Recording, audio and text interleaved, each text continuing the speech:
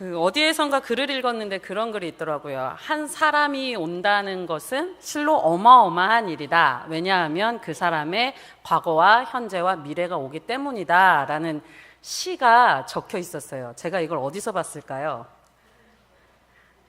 음식점에서 계산하려는데 거기에 그렇게 써 있는 거예요. 사람이 온다는 것은 실로 어마어마한 일이다. 근데 음식점에서 보기엔 너무 아까운 글이더라고요. 지금 여러분들 옆에 그렇게 어마어마한 분들이 다 앉아 계시잖아요. 우리 옆 사람 바라보시면서 어마어마한 분이 여기 앉아 계시는군요. 인사 나누시겠습니다.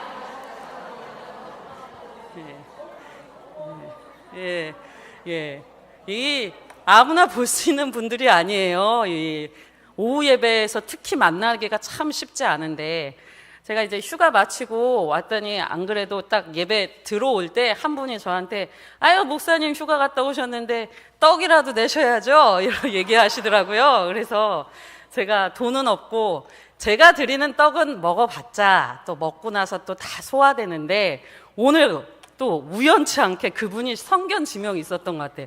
오늘 우리 예수님이 자신을 뭐라고 하십니까? 생명의 떡이라고 하십니다. 여러분들, 저는 떡은 못 드리지만 예수님이 생명의 떡이 되셔서 여러분들의 영혼을, 또 여러분들의 모든 삶의 자리를 풍성하게 해주실 줄로 믿습니다. 잘 드셨죠? 네. 요한복음을 기록한 목적, 계속해서 저는 올해 요한복음을 설교를 하고 있는데요. 요한복음을 기록한 목적을 계속 말씀을 드리고 있습니다. 요한복음을 기록한 목적 아시나요? 이러니까 제가 설교를 할 수 있죠. 요한복음 20장 31절, 요한복음 20장 31절 한번 찾아보시겠어요? 요한복음 20장 31절 말씀입니다. 요한복음 20장 31절 말씀, 우리 찾으신 분들은 함께 저와 합독하도록 하겠습니다. 오직 이것을 기록함은 너희로 예수께서 하나님의 아들 그리스도이심을 믿게 하려 함이요 또 너희로 믿고 그 이름을 힘입어 생명을 얻게 하려 함이니라. 아멘. 기록한 목적이 나와 있죠. 두 가지입니다. 첫 번째 뭡니까? 예수님이 하나님의 아들 그리스도이심을 믿게 하려 한다. 그러니까 예수님을 믿게 하려는 게 첫 번째 목적입니다. 그리고 두 번째 목적은 뭡니까? 그 믿음을 통해서 생명을 얻게 하기 위해서. 그러니까 요한복음을 읽을 때에는, 요한복음을 묵상할 때에는 이 두 가지 목적이 있다는 것을 기억하시면서 읽어야 합니다. 왜냐하면 이것을 읽지 않으면 예수님께서 왜 기적을 여기에서, 하필이면 이때 이렇게 기적을 베푸셨지? 왜 예수님께서 이 기적을 베푸시고 이렇게 말씀하셨지? 왜 기적을 베푸셨는데 사람들은 그렇게 반응했지라는 의문이 생길 때, 요한복음을 기록한 목적, 예수님이 하나님의 아들 그리스도이심을 믿게 하려고, 그리고 또 그것을 믿는 사람들이 생명을 얻게 하게 하려고 요한복음을 적었구나라는 이 두 가지 목적을 기억하시면서 요한복음을 읽으셔야 합니다. 그래야 조금 더 이해하기 쉽기 때문입니다. 이 요한복음 6장은 대규모 인원에게 베풀어진 기적사건입니다.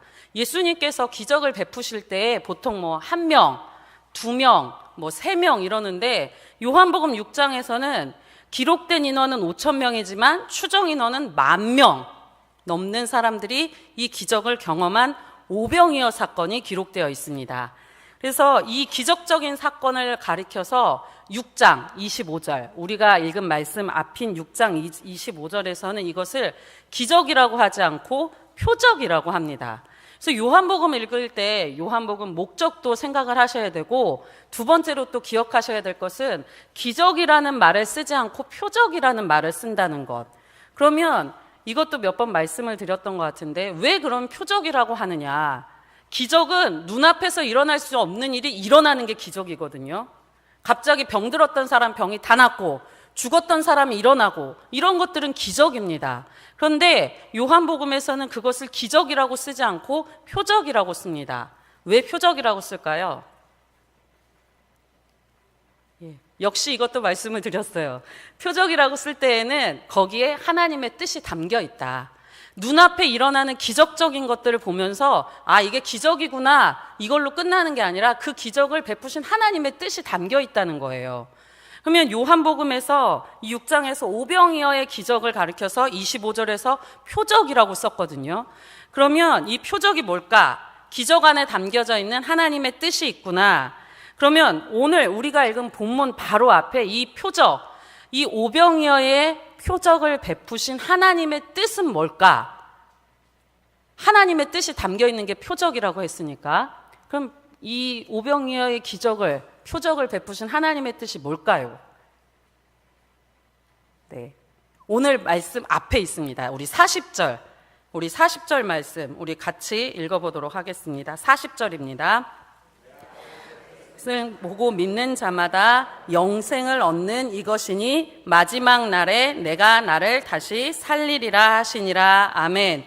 그러면 이 얘기가 무슨 얘기입니까? 이 40절을 통해서 오병이어의 기적을 베푸신 것, 하나님의 뜻은 뭐예요? 뭐 하는 것? 믿는 자마다 영생을 얻게 하려고. 그러니까 예수님께서 6장 35절에서 보면 예수님이 자신을 가리켜서 생명의 떡이라고 하시거든요. 그러니까 이 생명의 떡인 예수님을 믿으면 믿는 사람에게 영생이 주어진다. 이걸 보여주시기 위해서 이 오병이어의 기적을 베푸신 거예요. 우리의 육신의 이 배고픔도 해결하시는, 우리에게 생명을 주시는 분이 예수님이다라는 걸 가르치기 위해서 예수님께서 이 오병이어의 기적을 베푸신 겁니다. 그렇다면 이 표적을 통해서 예수님이, 우리 요한복음을 읽을 때 제가 두 가지 목적이 있다고 그랬죠. 첫 번째가 예수님이 하나님의 아들이심을 믿게 하려는 것, 두 번째는 그 이름을 믿고 영생을 얻게 하려는 것. 그렇다면 이 표적을 통해서도, 오병이어의 기적을 통해서도 알게 되는 것, 예수님이 누구의 아들이다? 하나님 아들이다. 그리고 또 무엇입니까? 영생을 얻는다. 예수님을 믿는 것. 이게 바로 이 오병이어의 기적에 담겨져 있는 하나님의 뜻입니다. 그러면 우리는 하나님께서 우리에게 영원한 생명을 주시기 위해서 이 땅에 아들이신 예수 그리스도를 보내셨음을 믿습니다. 우리 삼각교회 교우들이 다 믿습니다 했는데 아무 얘기가 없어요. 큰일 났어요. 우리는 하나님께서 영원한 생명을 주시기 위해 이 땅의 아들이신 예수 그리스도를 보내셨음을 믿습니다.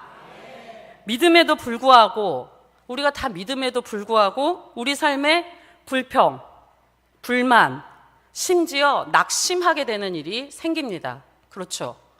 여러분들 믿으신다고 불평이 다 사라집니까? 불만이 다 없어집니까? 걱정거리가 사라집니까?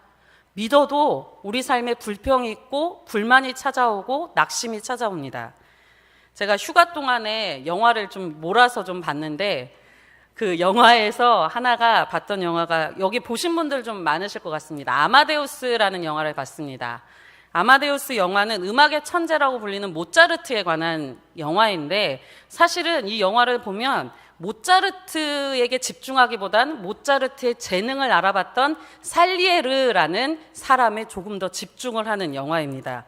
여기 보면 이 살리에르가 어떻게 이 음악을 시작하게 되었는가, 그게 있는데, 저는 사실 아마데우스를 안 봤기 때문에 그냥 살리에르 하면 그런가 보다 했는데, 보니까 이 살리에르라는 사람이 대단한 거예요.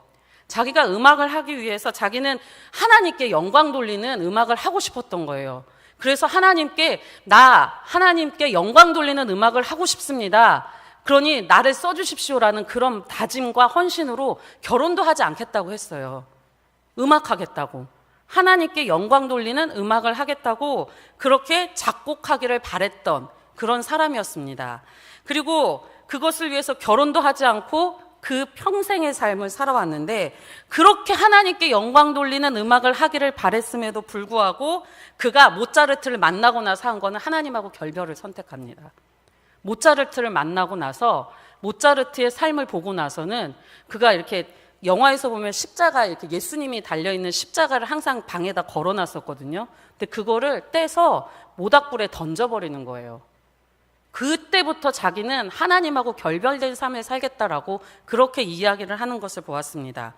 그는 하나님이 공평하시다라는 이야기를 믿질 않더라고요. 거기에 그렇게 쓰는데, 거기에서 그렇게 이야기하는데, 공평하신 하나님이라면 내가 평생 하나님께 영광 돌리는 삶을 살겠습니다. 자기 만족을 위해서 음악을 하겠다는 게 아니잖아요. 하나님께 영광 돌리는 그런 음악을 하며 살겠습니다라는 자신한테 재능을 주셔야지. 이 영화에서 보면 모차르트가 굉장히 좀 장난꾸러기이고 가볍고 웃음소리가 정말 이렇게 경박하게 이를 데가 없어요. 근데 그에게는 정말 이렇게 음악 한 번만 들으면 바로 치는 이런 능력, 재능, 그리고 금방 작곡해내는 능력, 이런 것들을 보면서 살리에르가 하나님 안 공평하시다라고 이야기를 하는 것을 봅니다. 그러면서 자신에게 그렇게 천부적인 재능을 주시지 않고 건성건성 대충 하는 것 같은 이 모차르트에게만 재능을 주셨기 때문에 자기는 하나님하고 결별하겠다라는 이야기를 합니다. 근데 이 영화에서 보면요, 이 살리에르가 그러면 그렇게 하나님하고 결별을 했으면 되게 망할 것 같잖아요. 근데 영화에서 보면 살리에르가 비천한 삶을 살진 않았어요. 우리야 지금은 살리에르보다 모차르트를 기억하죠. 근데 그 당시에 이 살리에르는 궁정 작곡가로서 인정을 받아서 빈 궁정에서 살았었고 사망 직전까지도 명성을 유지하며 살았습니다. 그러니까 그 당시에는 사실은 모차르트보다 살리에르가 더 잘 살았어요. 사람들한테 더 인정도 받았고. 근데 모차르트를 만난 후에 그가 끊임없이 질투하고 모차르트의 불행을 바라고 하는 삶으로 전락하는 것이 이 영화에 나와 있었습니다. 이 영화를 보면서 오늘 말씀도 잠깐 생각을 해보게 되면 이스라엘 백성들 어떤 민족입니까? 이스라엘 백성은 하나님께서 선택하신 민족입니다. 제가 중학교 때 그 세계 역사 뭐 이런 거 배울 때 이스라엘에게 주어진 사상이 선민사상이라고 배웠는데, 이 선민사상이라고 하니까 이게 선민사상이 뭐냐? 이제 선생님 설명해 주기를 선민사상, 선한 민족이라는 사상이 아니라 선택하신 민족이라는 사상이 이스라엘에게 있다라는 걸 이제 배웠었거든요. 이스라엘 백성들 어떤 민족입니까? 하나님께서 선택하신 민족입니다. 하나님의 능력과 은혜를 어느 민족보다 많이 경험한 그런 민족입니다. 그들은 애굽에서 구원을 받았죠. 애굽에서 그렇게 종살이 하다가, 그리고 홍해에서도 구원을 받았습니다. 뿐만 아니라 광야에서 생활을 하긴 했지만 광야에서 생활할 때 바위를 치면 물을 마실 수 있었고, 날마다 하늘에서는 그들을 위한 특별한 음식이 비처럼 내렸습니다. 아무도 그 하늘에서 내리는 그 음식이 뭔지 본 적도 없고 들은 적도 없고 먹은 적도 없다 보니까 사람들이 이게 뭐야? 이게 뭐야? 이게 바로 만나입니다. 본 적이 없는 음식이 하늘에서 내리는 걸 경험했던 민족입니다. 그래서 만나라는 음식, 이게 뭐야? 라는 이 음식을 매일매일 먹었던 그런 민족입니다. 그런데 그들은 그렇게 먹었음에도 불구하고 목마르면 불평하고, 배고프면 불평하고, 배불러도, 배가 불러도 내가 먹을 게 만나밖에 없어 라면서 불평을 일삼던 그런 민족입니다. 기적을 날마다 경험했죠. 날마다 음식을 먹었으니까. 기적을 날마다 경험했지만 그들은 불평을 선택했던 민족입니다. 그들의 불평, 그들이 날마다 이게 뭐야 라면서 불평했던 그 불평하다라고 쓰인 그 단어가 오늘 우리가 읽은 본문에도 등장을 합니다. 그러니까 오늘 우리가 읽은 말씀에 이스라엘 민족들이 그 광야에서 불평했던 이야기가 기록이 같이 오버랩이 되는 거예요. 하나님께서 이스라엘 민족들을 광야에서 그렇게 생활하게 하실 때 하나님께서 만나 먹이시고 메추라게 먹이시고 바위에서 물 내게 하시고 이랬던 그 삶과 오늘 예수님께서 오병이어의 기적을 베풀어 주셨던 이 현장이 지금 만나고 있다는 겁니다. 이렇게 만나면서 불평하다라는 단어가 어디에 쓰이느냐? 오늘 우리 문장에서, 우리 오늘 본문에서 살펴보면 41절에 기록되어 있는데 바로 수군거려.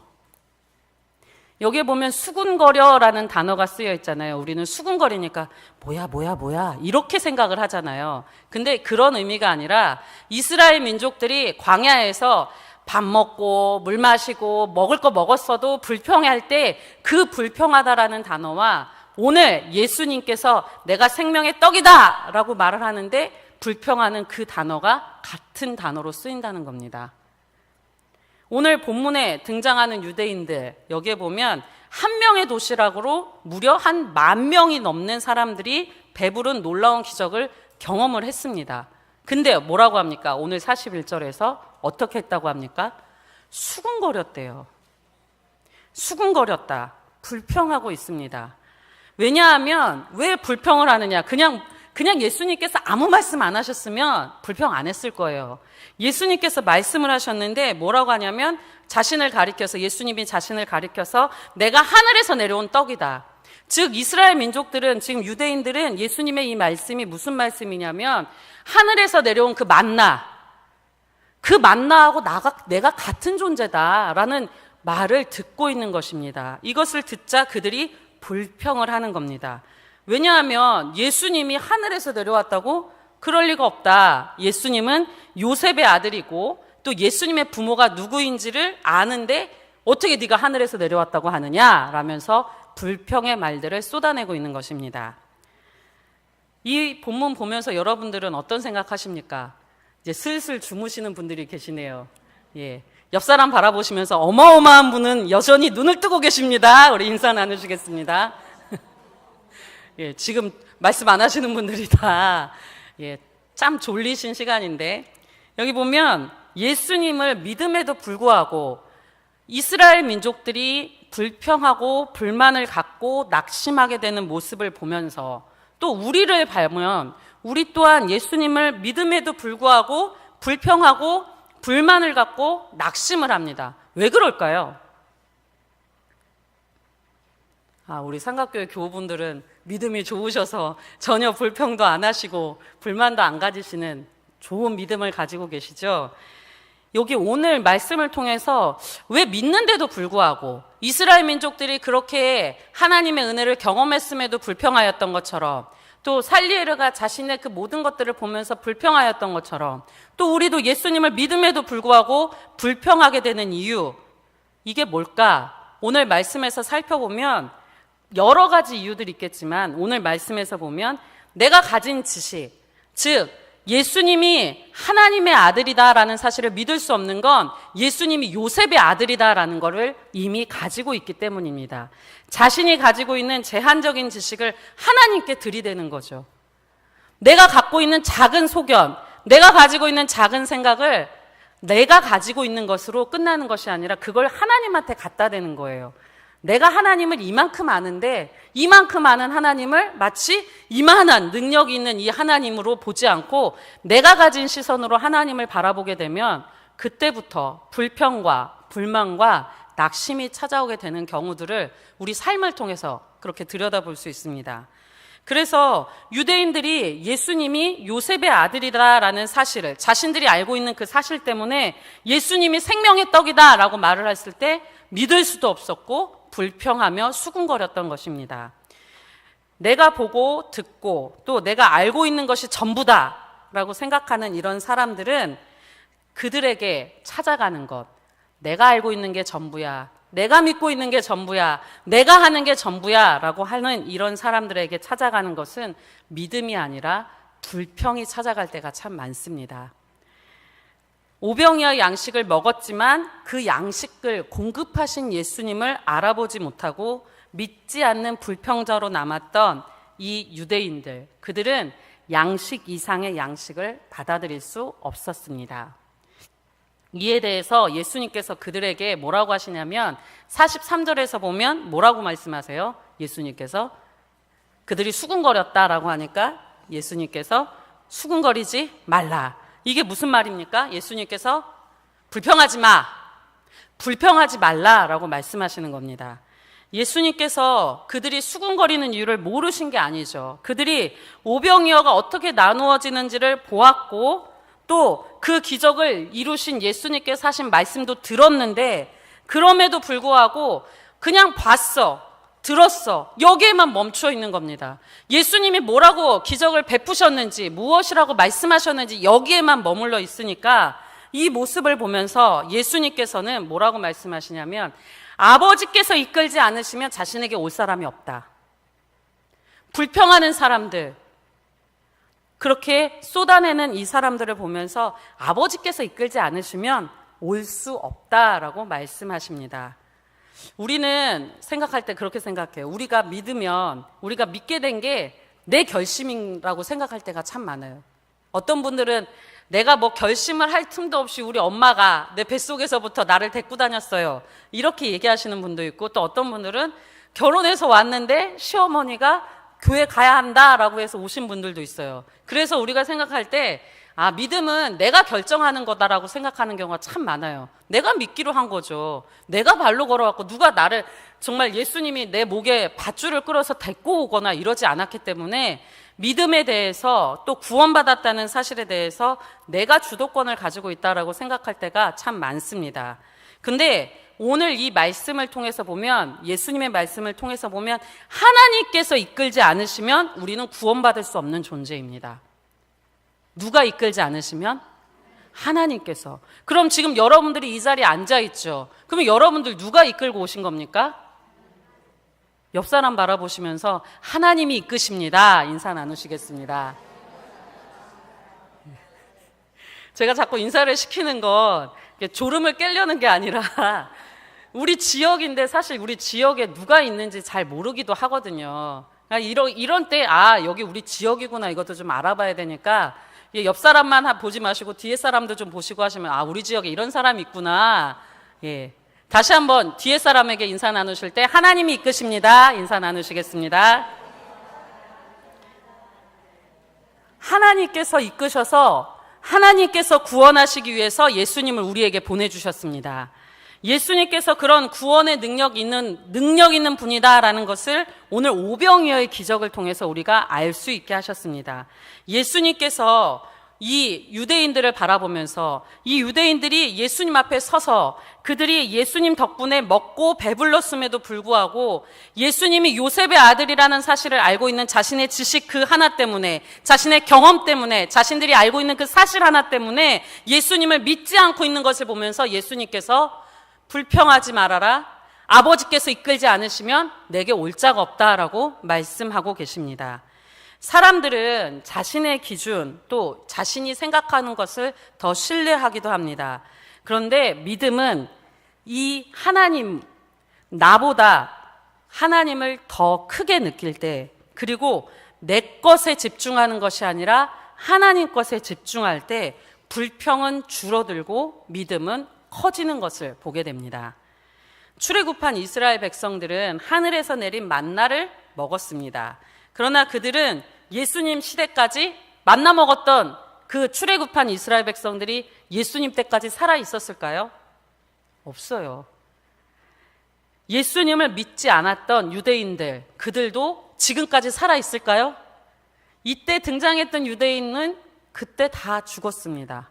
그리고 예수님을 믿지 않았고 예수님을 심지어 죽음에 내몰았었지만 그 예수님은 지금 오늘 2017년 9월 3일 오늘도 우리 삶에 함께 하시고 우리를 하나님께 이끄시고 우리가 하나님 안에서 한 자녀라는 사실을 일깨워주는 살아 역사하시는 하나님으로 지금까지 우리와 함께하고 계십니다. 이것을 보면서 예수님이 우리에게 바라시는 게 뭘까? 예수님은 우리가 살아있을 때, 우리가 지금 이렇게 숨을 쉬고 살아있을 때 예수님은 우리가 예수님을 믿는 믿음에 이르기를 바라시고 영생을 얻기를 바라고 계신다는 것입니다. 예수님의 십자가의 죽음 굉장히 중요해요. 예수님께서 내 죄를 대신해서 죽으셨다는 사실은 정말 중요해요. 그런데 예수님은 그 사실에 머무르는 것이 아니라 예수님이 그렇게 십자가에서 죽으신 것은 우리에게 생명 주시려고, 우리가 살아서 예수님 믿고 사는 동안에도 하나님 나라 경험하고 살아가는 동안에 예수님 믿어서 영생 얻기를 예수님께서는 바라고 계십니다. 예수님께서 이사야서 54장 13절을 인용하고 계시는데 예수님께서 바라시는 것, 즉 예수님께서 하나님께서 주신 말씀을 이 땅에 보내셨는데 하나님께서 바라시는 것도 우리 이 말씀하고 별로 다르지 않아요. 이사야서 54장 13절 우리 화면 보시면서 같이 읽겠습니다. 내 모든 자녀는 여호와의 교훈을 받을 것이니 내 자녀에게는 큰 평안이 있을 것이며. 아멘. 이 말씀 무슨 얘기입니까? 하나님께서 바라시는 것은 하나님과 이 자녀가 1대1로 모든 자녀가 여호와의 교훈, 하나님이 뭐 누군가를 통해서가 아니라 하나님과 나, 하나님과 내 자녀, 하나님과 내 가족, 이렇게 1대1이 하나님의 교훈을 받는 것을 하나님께서는 이사야 선지자를 통해서도 말씀하셨습니다. 그러니까 예수님도 바라시는 것은 누군가를 통해서가 아니라 예수님 또한 이 오병이어의 기적을 경험한 모든 사람들이 각각 다 예수님과 관계를 맺고 살아서 구원에 이르는 생명을 얻기를 바라셨다라는 것입니다. 먹는 양식만 바라보는 삶이 아니라 양식을 베푸시는 예수님을 바라보면서 생명 얻기를 예수님은 지금도 바라고 계십니다. 우리가 지금 먹고 살기 참 어렵지만 예수님께서 바라시는 건 우리가 먹고 살기 어렵다는 것, 거기에 머무는 것이 아니라 우리에게 진정한 음식을 주시고 우리에게 진정한 양식을 주시는 양식 이상의 양식을 주실 수 있는 예수님 바라보면서 생명 얻고 영생을 얻는 삶을 살기를 예수님께서는 바라고 계십니다. 나만이겠습니까? 지금 오늘 우리와 함께 앉아있는 이 지역원들도 마찬가지입니다. 우리 지금 오늘 이제 강북 또 동작 경인 지역 주관으로 우리 지역 예배를 드리고 있는데 우리가 먹고 있는 이 양식 이상의 생명의 양식을 주시는 예수님, 이 예수님께 우리 지역원들이 모두 다 관심을 기울였으면 하는 마음에서 우리 서로 잠깐 이렇게 기도하는 시간을 갖고자 합니다. 지금 있는 자리에서 손을 잡아주세요. 이렇게 옆 사람 손 잡아주시고 또 끝에 있는 분들은 뒷사람 손 잡아주셔서 최대한 떨어지지 않도록 앞사람 뒷사람에서 지역끼리 우리 지역끼리 이렇게 손을 좀 잡아주세요. 여기 용산 이 지역이 참 잘해주고 계세요. 저렇게 이렇게 돌리면 앞에 있는 분이 몸을 돌리면 뒤에 분들을 보시면서 할 수 있어요. 손을 좀 잡아주세요. 그쵸. 맨 앞에 계신 분이 뒤로 돌리시면 돼요. 이렇게 뒤를 잠깐 보시면서. 자, 중간에 쌓여있는 분들은 어쩔 수 없고요. 지금 이렇게 보시는데 제가 이렇게 보자고 하는 건 우리 지역 안에 우리가 지금 여기에 이렇게 예배에 나와서 앉아있지만 우리 지역 안에 몸이 아픈 분들도 있고 또 우리 지역 안에 기도가 필요한 분들이 얼마나 많은지 몰라요. 여러분들이 시간이 되시는 분들은 금요기도에 오시는 분들은 아시겠지만 금요기도회에서 우리가 질병 낫기를 바라고 있는 분들 계속 있고요. 또 금요기도회에서 공부를 해야 되는 사람들 또 여러 분들을 생각하면 기도를 쉴 수가 없어요. 근데 그 기도 대상자들이 바로 여러분들 지역 안에 있어요. 옆 사람 다 바라봐 주세요. 우리 지역원들 한 분 한 분을 바라봐 주세요. 지금 이렇게 웃고 있지만 내가 웃어도 웃는 게 아니야 라는 마음의 아픔을 가지고 계신 분들도 계시고 또 육신의 연약함을 가지고 있는 분도 계시고 또 양식이 부족해서 정말 먹을 것이 없어서 경제적인 어려움에 처한 분도 계시고 나는 이렇게 믿고 있는데 내 자녀는 어떻게 될지 모르겠다라는 믿음의 대익기가 이어지지 않아서 힘겨워하는 분들이 바로 지금 이 지역원 안에 있어요. 그래서 우리 잠깐 우리 서로 지역원들을 위해서 제가 기도 제목을 드릴 테니까 소리를 내서 우리 지역원들을 위해서 같이 기도하겠습니다. 첫 번째는 우리 지역원들 가운데 질병에 놓여있는 분들이 낫게 해달라고 우리 이 시간에 우리 지역원 안에 연약한 육신을 가진 분들이 나음을 있게 해주십시오라고 우리 간절하게 같이 기도하도록 하겠습니다. 하나님 아버지, 하나님께서 우리 지역원들을 사랑해 주셔서 우리 지역 안에 연약한 육신을 가진 분들이 계시다는 것을 압니다. 하나님 아버지, 그들을 낫게 하여 주시옵소서. 육신의 질병에서 하나님 낫게 하여 주시옵소서. 하나님 아버지, 우리 지역원들이 아버지 강건하여서 주의 전에 오는데 불편함이 없도록 하나님 아버지께서 붙들어 주시고 회복시켜 주시고 고쳐 주시옵소서. 아버지께서 붙들어 주시는 은혜가 있을 때에만이 회복될 수 있사오니 우리 지역원 가운데 육신의 연약함 때문에 주의 전을 찾지 못하고 있는 이들이 속히 나음을 입어서 예배 전에 나올 수 있도록 하나님 아버지께서 우리 지역원들의 건강을 지켜 주시옵소서.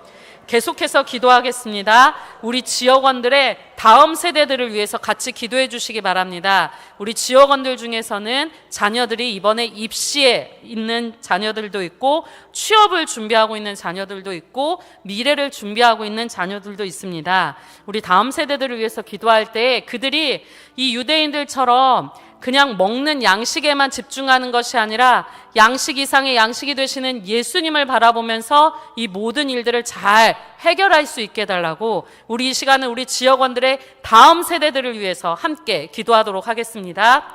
하나님 아버지, 하나님께서 사랑하여 주셔서 우리 지역원 한 명 한 명의 건강을 지켜주시고 하나님 아버지 특별히 우리 지역원들 안에 다음 세대들을 위해서 이 시간 기도합니다. 하나님 아버지 그들을 강건하게 붙잡아 주시옵소서. 아버지의 그들이 입시와 또 취업과 결혼과 앞으로 삶을 영위해 나아가는 모든 분야들을 만날 때마다 하나님 아버지 도와주셔서 그들이 썩어 없어질 양식에 집중하고 자신의 기준에 집중하여서 예수님을 알아보지 못하는 자들이 아니라 늘 양식 이상의 양식이 되어주시는 예수님을 바라보므로 하나님 아버지 그들의 삶에 참된 안식과 평안과 모든 선한 것을 주시는 예수님으로 인하여서 풍성한 다음 세대의 삶이 되어질 수 있도록 하나님 아버지께서 도와주시고 역사해 주시옵소서. 우리 지역원들이 하나님의 은혜 가운데 그 다음 세대들을 더욱 사랑하고 우리의 다음 세대들이 하나님의 은혜 가운데 풍성히 머물 수 있도록 하나님 아버지 도와주시고 함께하여 주시옵소서. 우리 마지막으로 기도하겠습니다. 우리 지역원들 안에는 가족 중에 예수 그리스도를 믿기를 바라지만 믿지 않는 자녀들이 있고 또 가족이 있고 믿었지만 지금 떠나 있는 가족들도 있습니다. 같이 기도해 주실 때 우리 지역원 안에 아직 예수님 믿지 않는 지역원들, 자녀들, 가족들이 있다면 믿음 갖게 해주십시오. 기도해 주시고 혹여라도 시험 들거나 어려운 일이 있어서 주의전 떠난 자녀들이나 가족이 있다면 돌아올 수 있게 해달라고 우리 이 시간 다시 한번 마지막으로 우리 지역원들의 믿음을 위해서 같이 기도하겠습니다.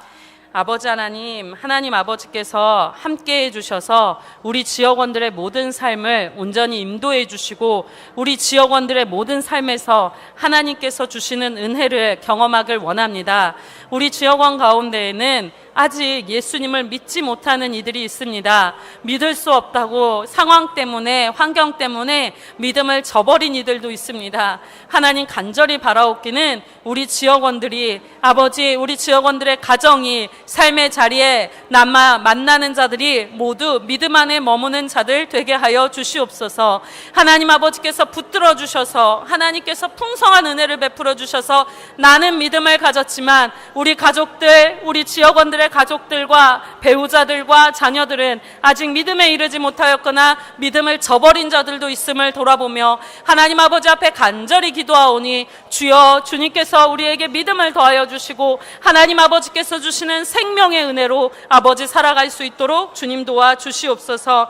하나님께서 함께하여 주셔서 우리 지역원들을 통해 우리 모든 삼각의 지체들이 풍성한 믿음 가운데 머물 수 있게 하여 주시옵소서. 하나님 아버지 우리의 생명의 주인이 되어주시고 우리의 생명의 주관자가 되어주셔서 하나님 앞에 우리가 예수님을 믿는 믿음의 자녀로 서게 하여 주신 것 감사합니다.